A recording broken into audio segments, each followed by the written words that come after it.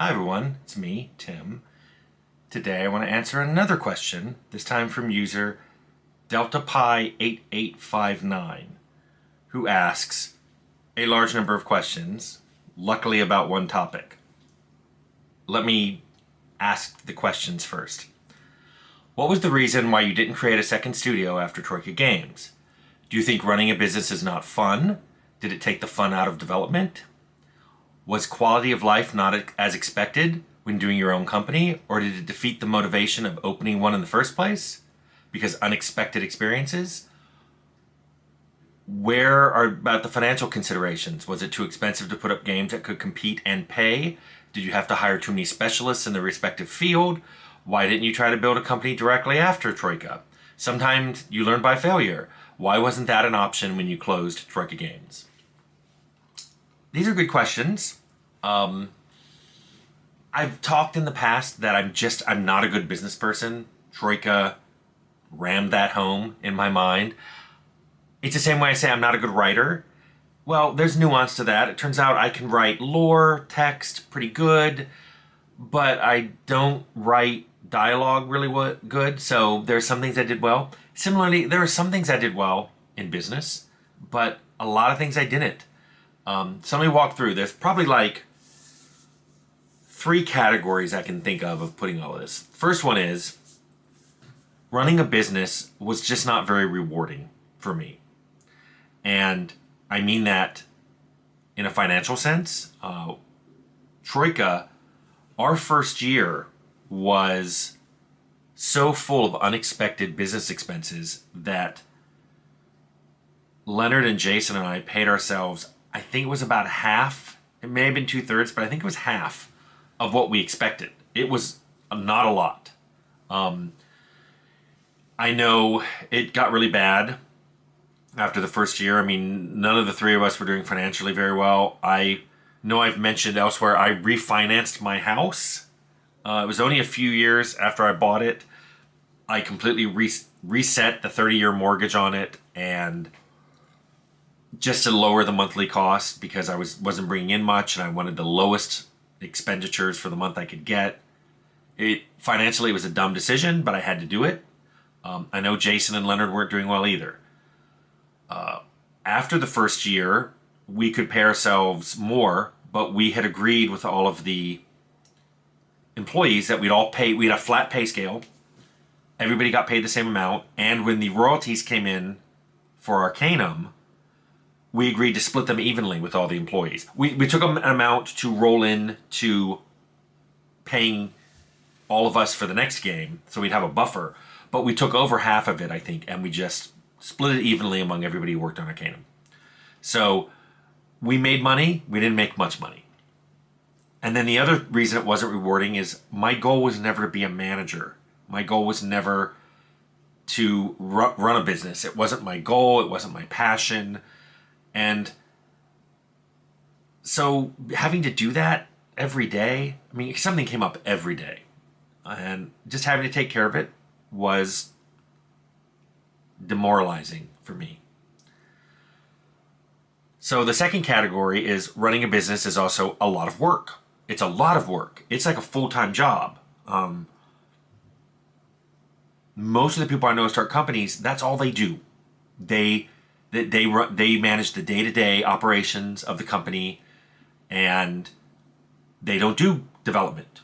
So running Troika used a lot of skills, some of which I had, some of which I did not have, and some of the ones I had I didn't enjoy. So it involved things like doing accounting. I've had an accounting class, did really well in it.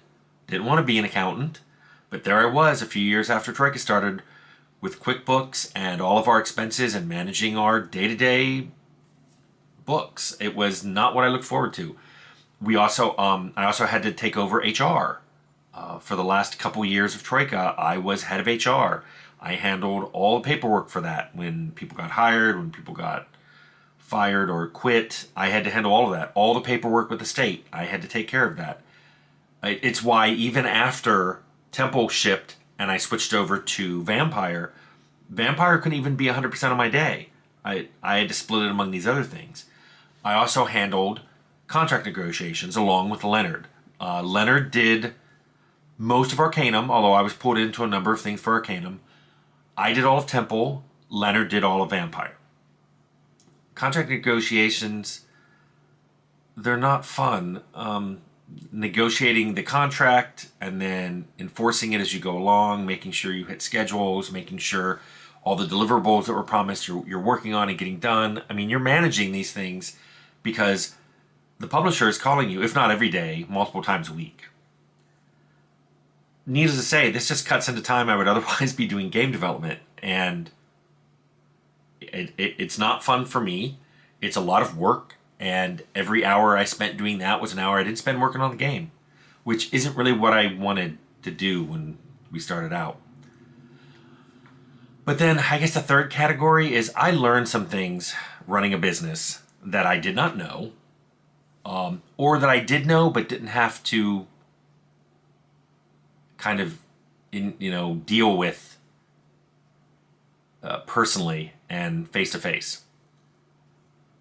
I don't know how much detail I'm going to go into, but let me do some high level stuff. Some publishers are not honorable. They lie to you. They manipulate you. I've mentioned this in other videos. I would hear this phrase a lot. Don't you want the game to be good? They would say that when they wanted me to add a feature that they wanted that I thought was going to take too much time. Don't you think your fans are going to expect this? That's something else they would say. Now, they would hold me to everything that I promised in the contract. That I said I would do. Plus, they would try to add those extra features all the time. However, I worked with several pubs who didn't honor the contract themselves. One publisher was supposed to give us a certain amount of royalty after we shipped based on the gross amount, not the net. And we very carefully put that in there. And then after it shipped, they said, nah, gross includes cost of goods and stuff. It has to. And just started taking that out of our royalty. I had another publisher who the contract said they had to pay us 10 days after they approved the milestone. 10 days, 10 business days. They wouldn't do that. They usually did 30. One time they waited 90 business days. That's more than 3 months. Both of them effectively said the same thing to me when I tried to force them to the letter of the contract. They were like, what are you going to do, sue? Because you know what they're thinking. They have way deeper pockets than we do. They can drag it out in court. They can make it cost so much money that even if you win, you don't really win. Maybe you won't even get the court costs back. But even if you could get the court costs back and win and somehow get them to have paid those small number of royalties or start paying you on time when actually the court case probably went way beyond any of the milestones, you're not going to get a publishing deal after that. Certainly not with them. But after they talked to other publishers, no one at all. And that was like a political game that was played that I was just like, I don't want to do this. I just don't want to do this. But the other thing that running a business taught me is it's not just publishers who aren't honorable. There are some very dishonorable employees. And I know anti-work is a really popular forum on Reddit, and people love to talk about how bad their employers are and all that. And I agree. Trust me, there's some bad employers out there. But there's some bad employees too. And if you wonder why there's some rules in your office place, it's probably because some employee took advantage of something and now there's rules. We used to supply at Troika tons of snacks and drinks, and we kept our office supplies in an open rack in a common room.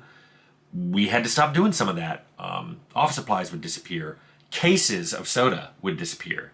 And we weren't a big company. This started costing a few extra $1,000 a month, and we just couldn't do it. The worst one was somebody started looking for another job internationally and made their phone calls from Troika at night. By the time we discovered it, when we got the phone bill the next month, that person had already left the company. And we were on the hook for, I think the phone bill was $1,000, $2,000 more. It was a lot. It was a lot more. We were used to a couple $100 for the phone bill.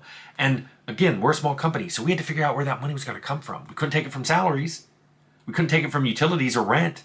So it cut into, office supplies and miscellaneous funds. Maybe we didn't either do office lunches or it was Costco pizza again because that's all we could afford because we had just spent $1,500 on a phone bill we didn't expect to get.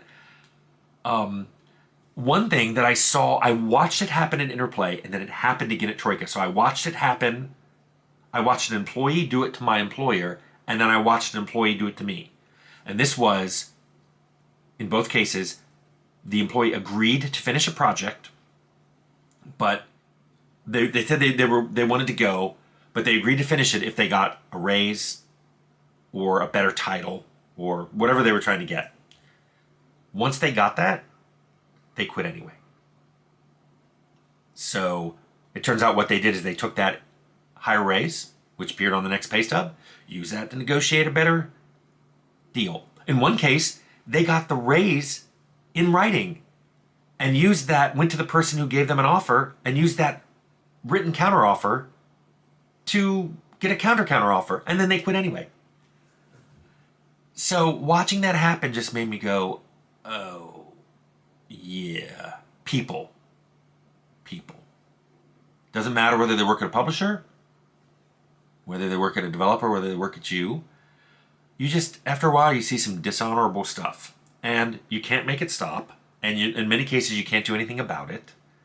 I mean, the people who left don't care that you're mad. When I confronted the person at Troika, he said, well, I could have had my new employer mad or you mad. I choose you. I mean, at least he was upfront about it. But it just made me go, I don't want to do this anymore. I want someone else to do it. So after that project was done, it was our last project at Troika. When we couldn't find another publishing deal that we liked, I was kind of okay with letting Troika wind down. We had the money to give everybody severance and insurance, which was good. We had money to pay off all of our debt that we owed. And then I spent a few months shutting down Troika. It was a lot of paperwork. It's a lot easier to start a company than to shut one down. I think we closed in February of 2005, and I don't think we officially were a closed company until September of 2005. By the way, some of the rules to shut down a company don't even make sense. There was a law that said I had to pay insurance until we were closed, and another law that said we couldn't close until we closed all our bank accounts. But you pay insurance a month in advance. So when I closed the bank accounts and then filed to close the company, the insurance was refunded to us, but it was refunded to those accounts. When they couldn't go into those accounts, I contacted the insurance company and asked them to reissue the check to me, and they wouldn't do it. They just kept the money. That's what it's like. And I was like, I don't want to deal with this anymore. Let someone else deal with this. I just want to make games. So, in this sense, you learn a lot from failure, but I didn't learn how to fix those things. I just learned that they existed. And it just made me feel kind of bitter. And I didn't want to do that. So I decided I'll just make games. And that's when I went to Carbine, which I thought was a great thing. Programming director, well-funded, MMO. And well, you can watch another video to see how that turned out. But yeah, I don't want to make another company. I don't want to run one. So I hope that answers your question. Delta Pi 8859.